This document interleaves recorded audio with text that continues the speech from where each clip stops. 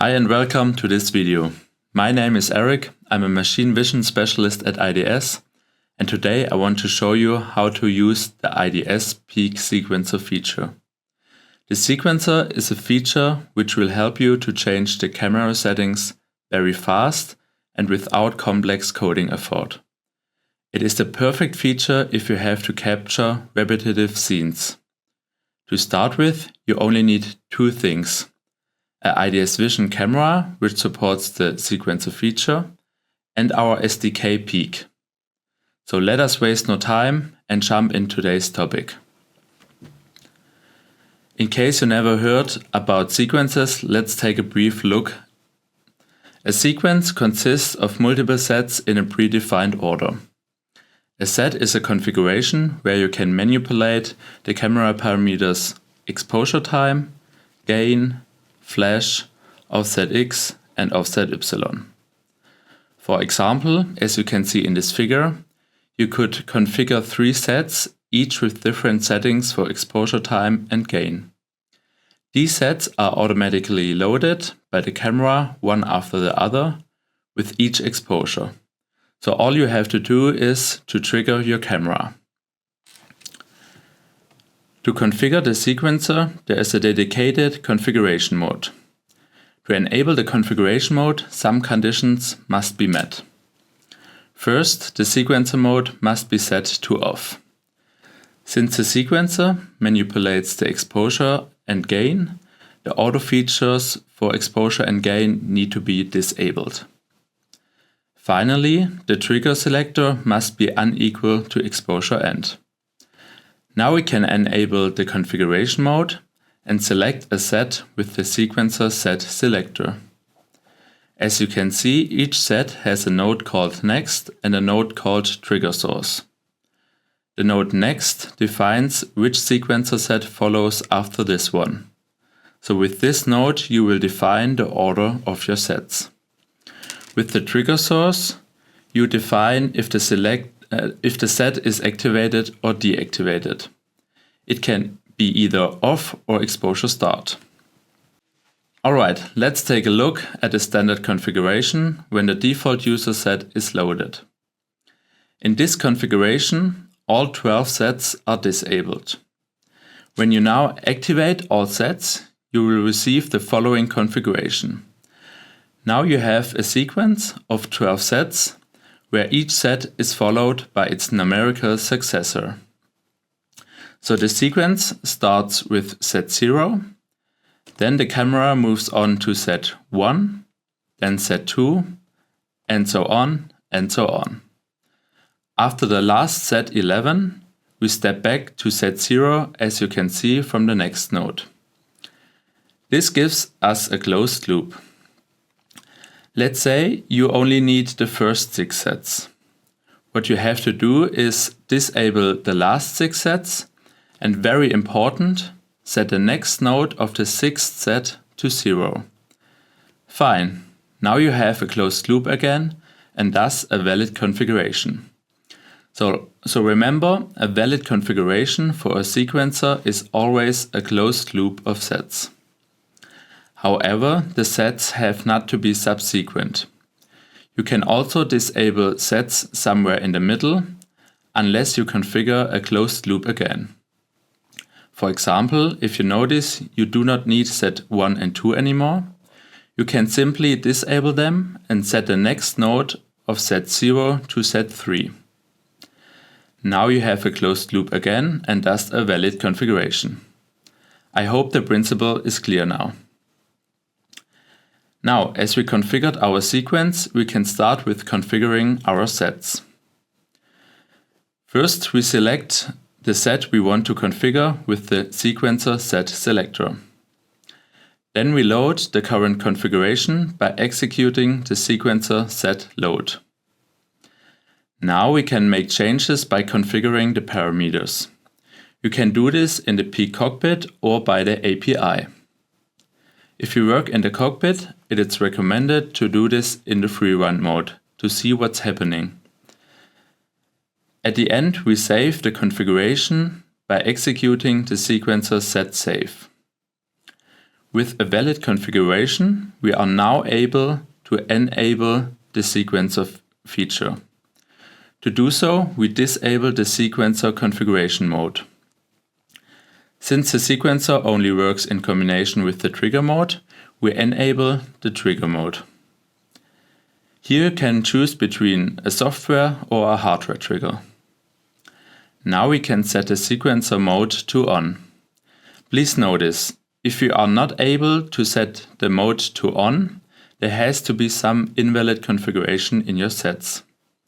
In this case, please check your configuration again and remember the closed loop.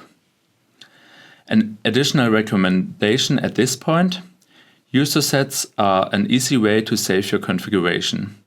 You can then load the user set in the API without having to configure a large number of nodes. Now, as you are able to configure the sequencer, let's jump in our first application. Alright, in this application we have a conveyor belt with a fixed speed. What we want to do now is to capture images of the object on the conveyor belt at 3 different positions, which you can see here at the marks. For these positions, we use different illuminations. At the first position, we have a permanent illumination. At the second one, there is no external illumination. And at the third one, we have again an illumination, but it is used as a flash with a flash delay, which you can see from the lower brightness. Furthermore, we have a sensor at the first position, which triggers our camera. This trigger is used to start a counter and a timer, which will take 3 images with a fixed time delay. The time delay depends on the speed of the conveyor belt and is adjusted to our positions. I can also recommend our next Vision channel video, where my colleague Eva will explain you the Lego trigger principle.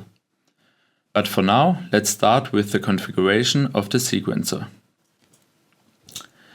Okay, for this we open the generic parameters and search for the sequencer feature.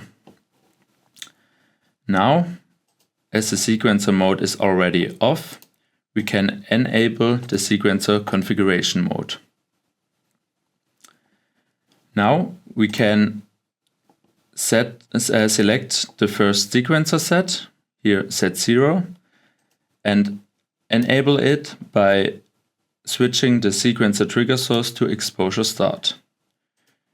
We do this also for the second one and for the third one. And here we have to remember the closed loop again and set the sequencer next node to 0 to have a closed loop. Alright, now we have configured our sequence with 3 sets, as we want to capture 3 positions. Now we can start with configuring our sets. To do this, we switch back to the sequencer set 0, and now we can select our first position with the Positions and Size tab. Here we select this button to track our region of interest and set the first region of interest to our first position, which is right here. Okay, now we see our first position. As we want to capture a moving object, we have to use a small exposure time to have no stripes in our images. So we reduce the exposure time to 3 milliseconds for the first position. Okay, now we are ready to save our sequencer set by executing the sequencer set save. Alright, now we can move on with the second sequencer set. We increase our sequence set selector to 1, and now we have to move our position of our region of interest. Therefore, we use the slider of the offset X. So now we move on to the second position. Here you can already see the mark. And since we have no illumination here, we also increase our exposure time.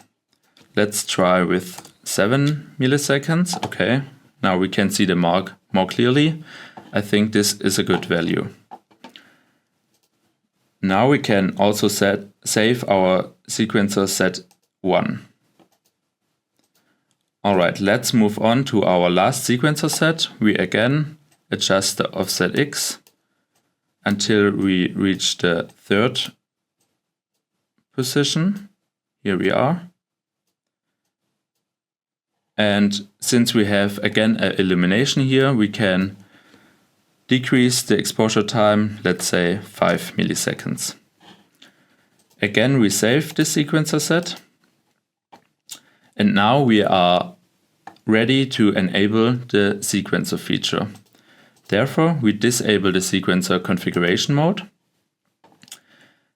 And before we enable the sequencer mode, we have to enable the trigger mode. To enable the trigger mode, we have to stop the acquisition. Now we can enable the trigger mode. Then we switch back to our sequencer mode. Switch the sequencer mode to on. And now we can start the acquisition. Alright, now we are done with the configuration. Let's try to get the sequencer running. I will switch on the conveyor belt and we will see what happens in our peak cockpit. Alright, as you have seen, we are able to capture the object at the 3 different positions with different exposure times. If we want to adjust the configuration of the sets, simply go back to the configuration mode, load the current configuration of the according set, adjust and save. Let's move on to the second application, where we will see how we can utilize the sequencer to capture HDR images. For this purpose, I will use a camera which is located in my office. Welcome to my office with a beautiful view on the vineyards in Obersulm. If we want to capture this scene, where we have very dark areas, like the windowsill at the bottom of the image, or very bright areas, like the sky at the top of the image, we encounter difficulties. We can either set the exposure time to capture the windowsill if we increase the exposure time. Now we can clearly see the camera on the windowsill and the bottom on the desk. Or if we decrease the exposure time, we can see the landscape. And if we further decrease the exposure time, we can clearly see the sky. Okay, let's say 1 milliseconds exposure time. Now we can clearly see the sky and the clouds. So we are not able to capture everything at once. Consequently, we have to focus on one area. HDR images can solve this problem, as they can represent a high dynamic range where very dark and very bright parts of a scene are captured in one image. A common technique is the multi-exposure HDR. This involves taking several pictures with different exposure times and then combining them into a single HDR image. And this is where the sequencer comes in.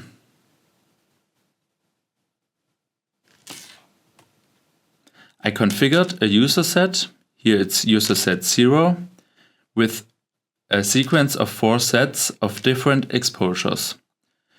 The first one has an exposure time of 90 milliseconds, the second one has an exposure time of 50 milliseconds, the third one 10 milliseconds, and the last one 1 millisecond. If we now run the sequence, we can see that we receive a very bright image where the windowsill and the camera on it is visible. On the next image, the trees become more visible. At the third image, the landscape becomes visible. and we can clearly see the bottle. And on the last image, we can clearly see the sky, but the landscape and the camera are not visible anymore. Okay, so let's jump into the code and combine these images into an HDR image. For this application, I utilized our Python sample Simple Live Qt widgets. To calculate the HDR image, we will use OpenCV. You can find a link to the OpenCV methods in the description. To start the acquisition, we load our user set, which holds our sequencer configuration. This is done in this port. In this case, it is user set 0. Notice that the user set must also be configured to software trigger. In the next step, we save the exposures of our sequencer sets into an array. This is required later for the OpenCV method. To do this, we first disable the sequencer mode and enable the sequencer configuration mode. Now we step through our 4 sequencer sets and execute the sequencer set load to activate the corresponding set, and finally poll the exposure time to save it in a list. Alright, now we can disable the sequencer configuration mode again and enable the sequencer mode.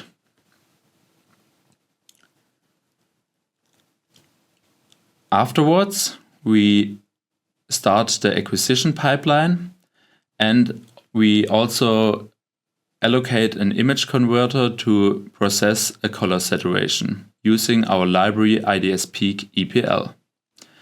Now, as we are ready to capture images, we can jump to our acquisition thread.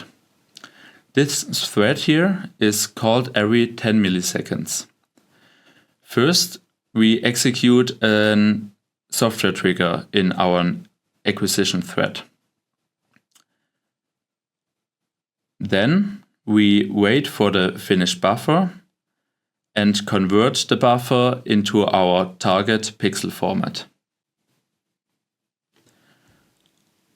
Alright, in the next step, we process the color saturation, and then we release the buffer with the QBuffer function. In the next step, the IPL image is converted into a NumPy array and appended into a list which will hold our 4 images. Alright, now if all 4 images are acquired, we can start processing the HDR image using our OpenCV method. So we use the OpenCV method debwedge to calculate the HDR image.